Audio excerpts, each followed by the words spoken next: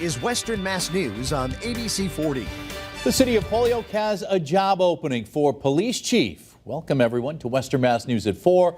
I'm Chris Pisano. And I'm Abby Carnevale. Mayor Joshua Garcia made the announcement today amid continued efforts to make the streets safer following gun violence that included a random shooting of a pregnant woman and death of her baby. And Western Mass News reporter Reagan Lockery joining us live in studio with details. Reagan, this was a retirement announcement.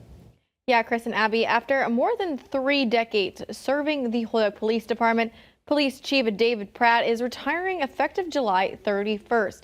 And now the search is on for a new chief. However, Mayor Garcia assured us that they will continue their initiative of improving the department and keeping the community safe. Holyoke Mayor Joshua Garcia made a surprise announcement for many on Friday. After 31 years of dedicated service to the city of Holyoke, Police Chief David Pratt will begin his retirement at the end of July. And in an emotional speech, Pratt thanked everyone he's worked alongside in the last 3+ decades as a police officer. They go back to the Dennis Police Department where I started as a summer cop, to the Holyoke officers, to all my federal and state partners.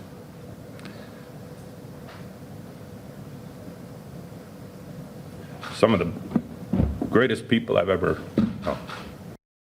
His retirement comes as the city battles back from a stretch of violence, including a midday shootout in October claiming the life of a pregnant woman's baby.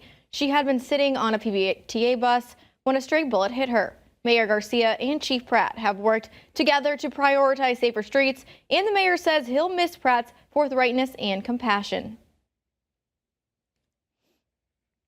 Now coming up at 5, we hear from the officer chosen by Mayor Garcia to step in as interim chief, and later community groups speaking out on what they hope to see in a new chief in Holyoke. Reporting live in studio, Reagan Lockery for Western Mass News.